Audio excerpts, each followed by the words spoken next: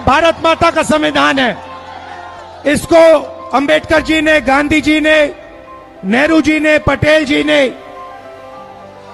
लिखा है, बनवाया है, मगर इसमें 3000 साल पुरानी आवाज है, हिंदुस्तान की आत्मा की आवाज है। मेरी रिग्रेट क्या है कि अगर मुझे आपकी हिस्ट्री के बारे में, आपकी इश्यूज के बारे में थोड़ा सा भी ज्यादा मालूम होता, मैं तभी जाति जनगणना करा देता। 1932 पूना पैक्ट।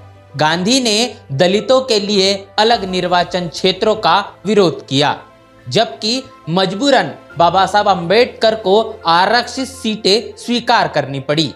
क्या भारत का संविधान लिखने में गांधी का योगदान था? नहीं, भारतीय संविधान के शिल्पकार अकेले बाबा साहब अंबेडकर थे, जिन्होंने दलितों, आदिवासियों और पिछड़ों को समानता का हथियार दिया। फिर क्यों राहुल गांधी दावा करते हैं कि संविधान गांधी और अंबेडकर ने लिखा? क्यों वे हिंदुस्तान कहकर संविधान की पहली पंक्ति इंडिया दैट इज भारत को भूल जाते हैं? आइए राहुल गांधी की संवैधानिक समझ को समझते हैं, जिस संविधान को वह बार बार हाथ में लेकर लहराते हैं।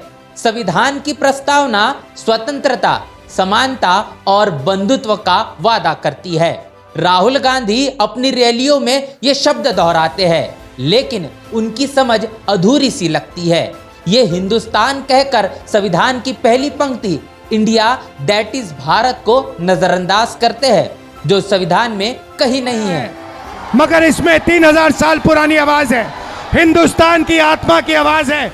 राजनीतिक विश्लेषकों का कहना है राहुल गांधी की अनुच्छेद 19 और राजद्रोह कानूनों पर बातें सतही है, बिना गहरे विश्लेषण की। 1975-1977 के आपातकाल पर वे चुप रहते हैं, जबकि उनकी दादी इंदिरा गांधी ने 39वें और 42वें संशोधनों के जरिए संविधान की मूल भावना को कुचला था।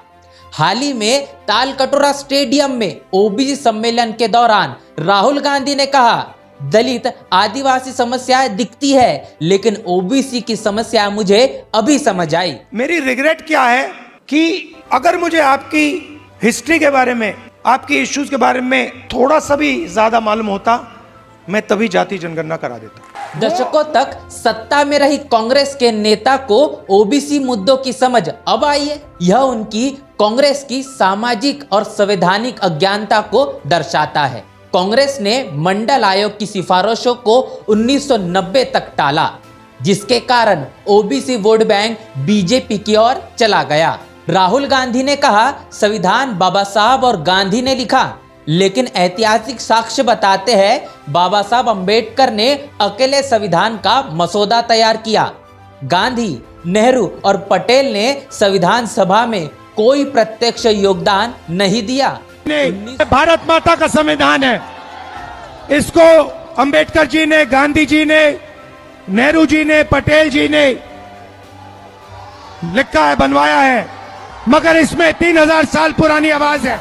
1932 के पूना पैक्ट में गांधी ने दलितों के लिए अलग निर्वाचन क्षेत्रों का विरोध किया, जिससे अंबेडकर को पूना समझौता करना पड़ा।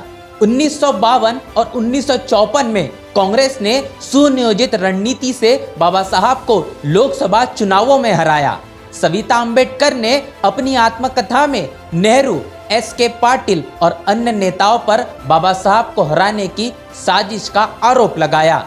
यह कांग्रेस की दलित विरोधी मानसिकता को दर्शाता है।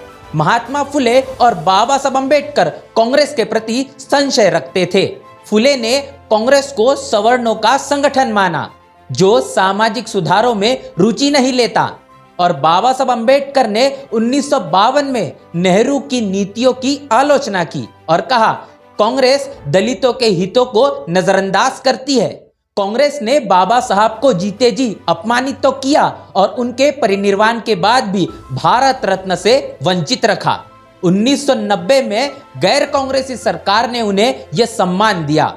2022 के आंकड़ों के मुताबिक केंद्रीय नौकरियों में SC/ST के लिए 30% आरक्षित पद खाली है। यह कांग्रेस की जातिवादी सोच को दर्शाता है, जिसने बाबा साहब के आरक्षण के सपने को अधूरा छोड़ा।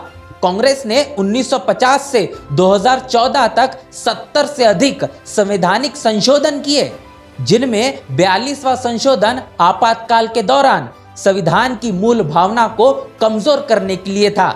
यह सत्ता को केंद्रित करने की उनकी मंशा को उजागर करता है। राहुल गांधी समान नागरिक संहिता को सांप्रदायिक ध्रुवीकरण का हथियार कहते हैं, लेकिन संवैधानिक तर्कों की कमी उनकी बातों को कमजोर करती है। कांग्रेस द्वारा जातिगत जनगणना की मांग नहीं है, लेकिन कांग्रेस के सत्ता में रहते यह मुद्दा क्यों नहीं उठा? यह वोट बैंक की सियासत को दर्शाता है, न कि संवैधानिक प्रतिबद्धता को। बहुजन चिंतक कहते हैं कि राहुल गांधी की संवैधानिक समझ सतही और सियासी है। हिंदुस्तान कहना, संविधान को हजारों साल पुराना बताना और बाबा साहब के योगदान को गांधी के साथ जोड़ना उनकी अज्ञानता और बहुजनों की भावनाओं का अपमान है। कांग्रेस ने बाबा साहब को हराने और उनके सम्मान को ठेस पहुंचाने और SC/ST बैकलॉग को न भरकर संविधान की मूल्यों को कमजोर किया। हमें ऐसे नेतृत्व की जरूरत है जो बाबा साहब के सपनों को जिए, न कि उसे सियासत का हथियार बनाए। आप क्या सोचते हैं इस पूरे वीडियो को लेकर? आपकी राय, आपकी प्रतिक्रिया लिखकर कमेंट बॉक्स में हमें जरूर बताएं। बने रहे नेशनल चौपाल के साथ। मिलते हैं नए वीडियो में, तब तक के लिए जय भीम, जय भारत। बहुजन समाज की हर खबर पाने के लिए चैनल को सब्सक्राइब करें, लाइक करें, शेयर करें। नेशनल चौपाल को बचाने के लिए ज्वाइन बटन क्लिक करके चैनल की सदस्यता लें और चैनल को आर्थिक मदद करें।